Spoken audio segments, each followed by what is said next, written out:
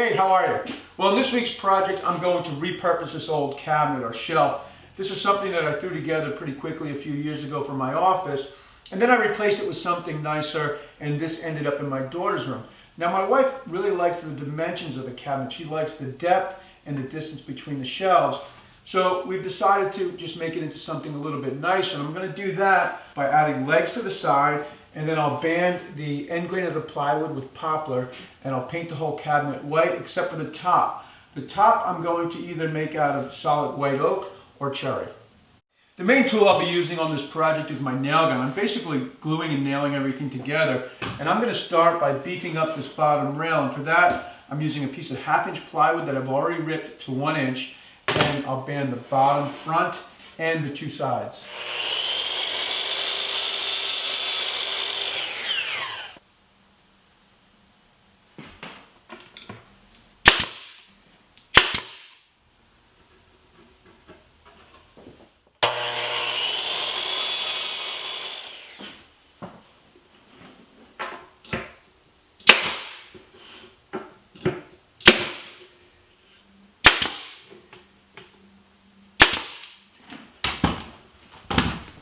When I built this cabinet, I didn't notch out for the back, so you can see the end grain of the plywood on the side of the cabinet. So I'm going to cover the side of the cabinet with a 1/4 inch skin, and to do that I've got a piece of scrap MDF beadboard, and I'll cut this down to size and attach it to the side of the cabinet with the bead facing in.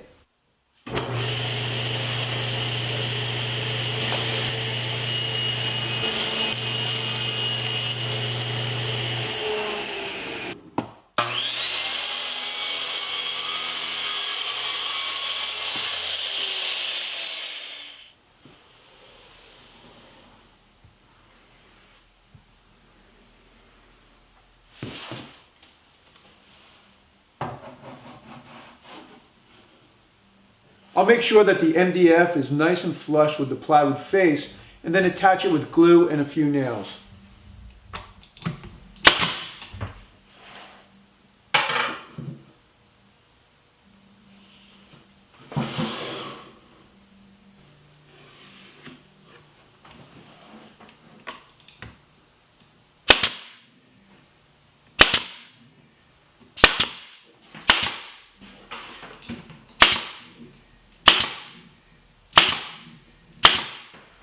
For the stiles on this cabinet, meaning the face frame for the sides, I've ripped poplar at 1 1/8 inches. I'll attach this flush with the side, and that gives me about a 3/8 of an overhang on the inside of the cabinet.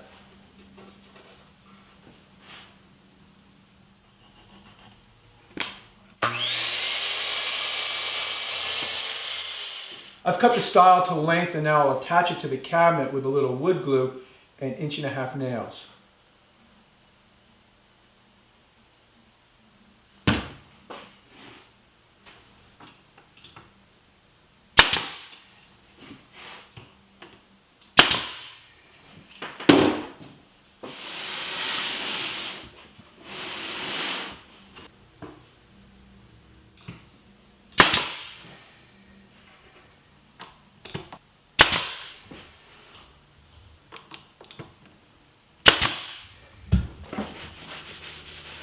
I'm using 3/4 by 3/4 inch poplar to band the front of the shelves, and that will make this 1/2 inch shelf look a little bit heavier.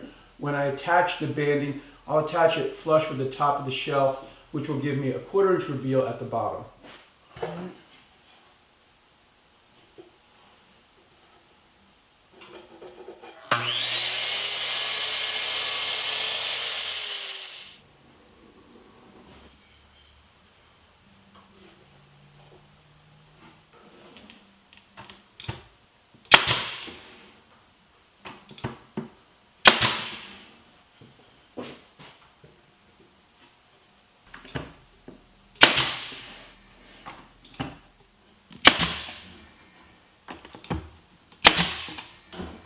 Okay, well, I finished banding the top 3 shelves with the 3/4 inch material, and the cabinet's really starting to take shape. The next step is to move on to the bottom shelf, but remember, I beefed that shelf up by 1/2 inch, so I'll have to rip this rail at a full inch.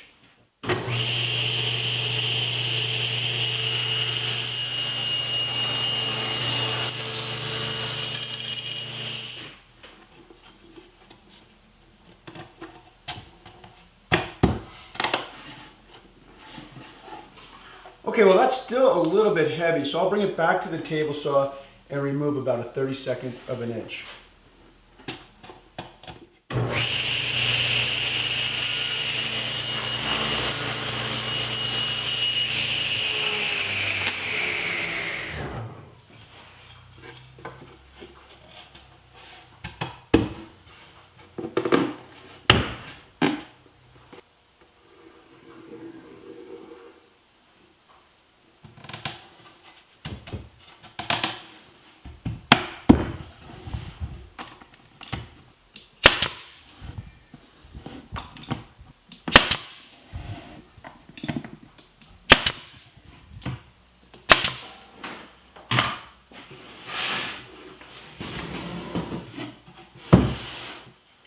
When I originally built this cabinet, I simply nailed through the side of the cabinet into the 1/2-inch plywood shelves and then added a little support with a bead of hot glue on the sides and the back.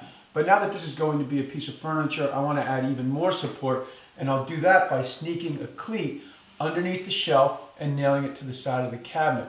So I'll need to rip a few pieces at 5/16 of an inch by 3/4 of an inch.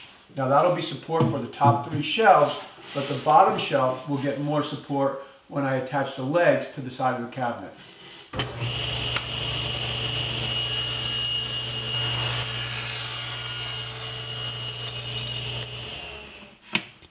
Because I've got a bead of hot glue here, I won't be able to get the cleat up tight against the bottom of the shelf. So I'll need to remove a little of the material from the top inside corner, and for that I'll use my hand plane. Now I could also simply just change the angle of my table saw to 45 degrees and take a little off the inside corner, but I'd rather use the hand plane.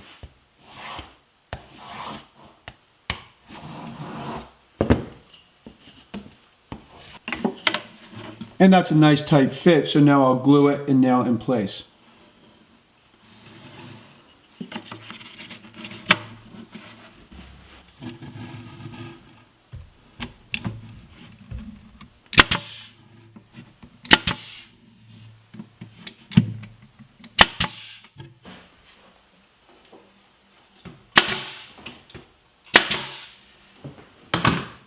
Well, now most of the work is done to the cabinet, so I'm going to move on to the legs.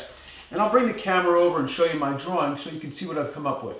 I'll start with a piece of wood that measures 3/4 by 1 5/8 inches by 35 1/4 inches long. And at the bottom of that board, I'll attach 2 pieces of wood that measure 5 1/4 by 1 5/8 inches. These are basically blocks that I want to build up so I can shape later. Once I glue the blocks to the main leg support, I'll shape this to get a more elegant look. I'll start by ripping 4 boards at 1 5/8 inches, and these boards are just a little bit heavier than 35 1/4, which is the finished length of the leg.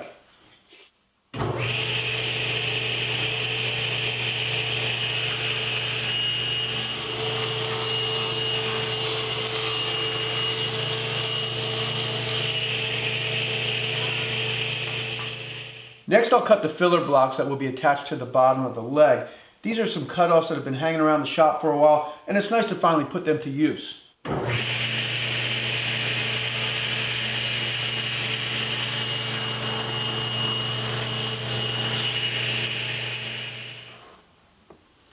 I've set a stop block up on the chop saw, and I'll cut all the filler blocks to 5 1/4 inches.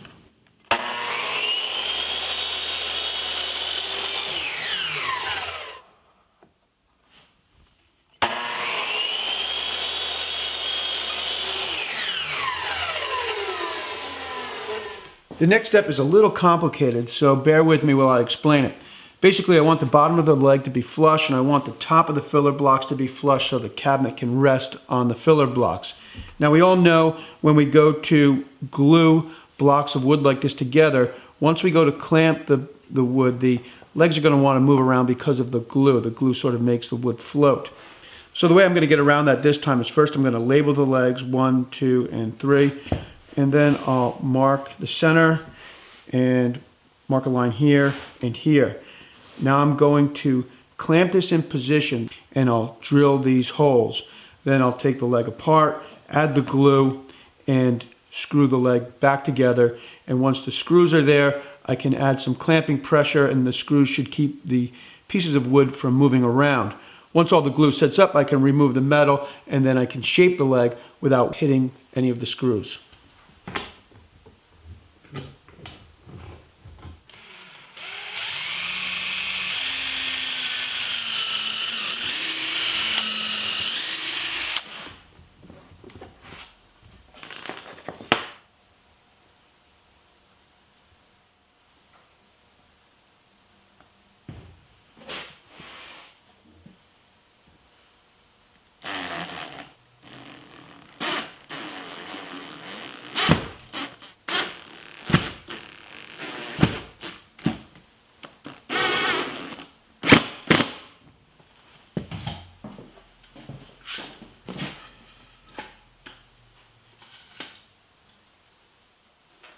Okay, well that worked out pretty nice. I'm nice and flush at the top here, or at the bottom, and where my cabinet's going to go.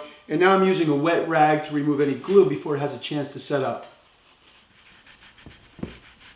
Okay, well it's a new day, and before I unclamp the legs and start to shape them, I'm going to build the top. And I asked my daughter last night if she'd like a white oak top or a cherry top, and her answer was, well, you know I like cherries, Dad.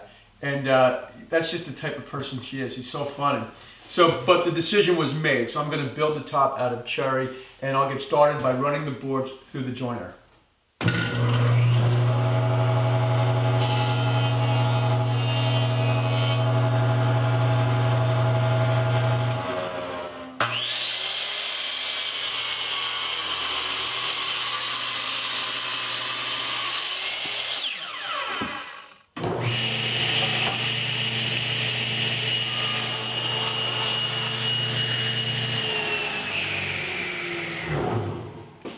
I'm going to build the top by joining two boards together using the biscuit joiner. And right now I'm thinking that it might be nice to have about a 6-inch overhang on each side of the cabinet. But in case that doesn't look good, I'm going to make sure that I keep the biscuits in, because if I do decide to cut the top down, I don't want to cut through one of the biscuits, because then if you looked at the side of the top, you would see it.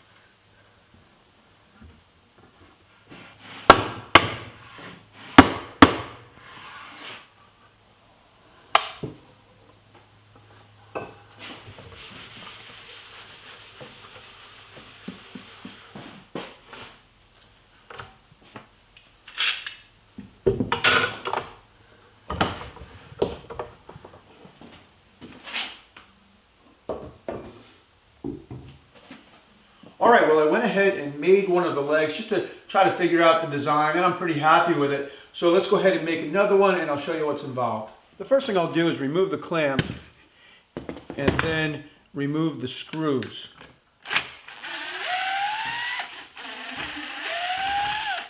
Next I'll make a pattern for the shape, and since the bottom of the leg measures 2 1/4 inches, I'll cut a piece of 1/4 inch plywood at 2 1/4 by 6.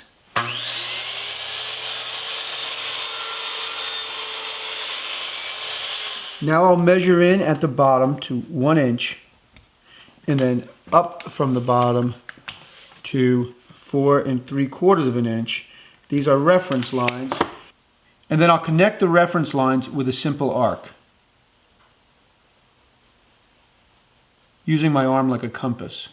And then I'll use the bandsaw to cut the shape out.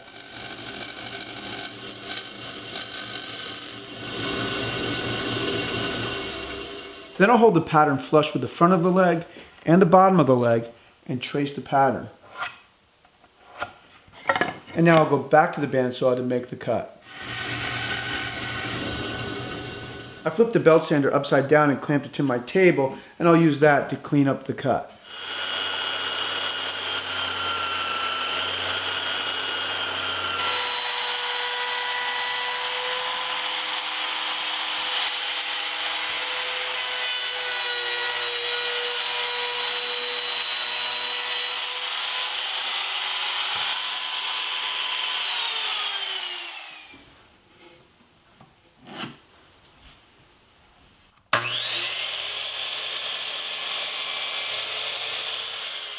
I've sanded the legs on the side of the cabinet and cut the legs to length. I'm going to position the legs 3/4 of an inch in from the front of the face frame and 3/4 of an inch in from the back of the cabinet and trace a line. I'll then drill 3 holes, and those holes are basically indication holes so that I can then drill through the inside of the cabinet with a countersink bit.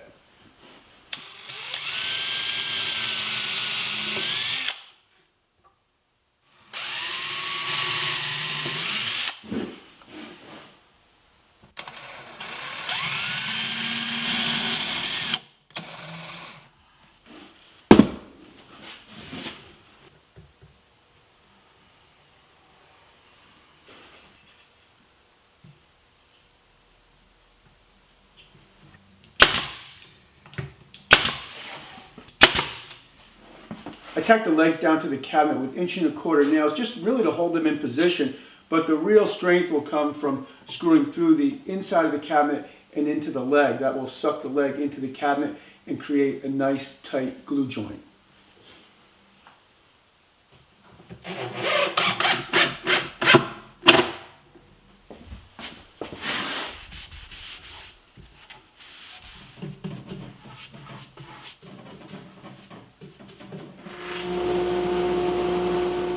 I came in this morning and primed the cabinet, and one of the nice things about an acrylic primer is that it dries fast.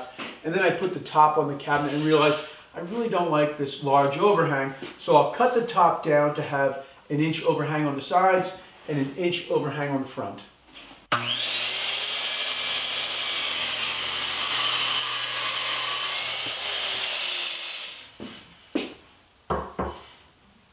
Well, I think that looks better, and now the next step is to use the router and put a slight round over on the bottom of the top. And then I'll sand the top and it will be ready for finish.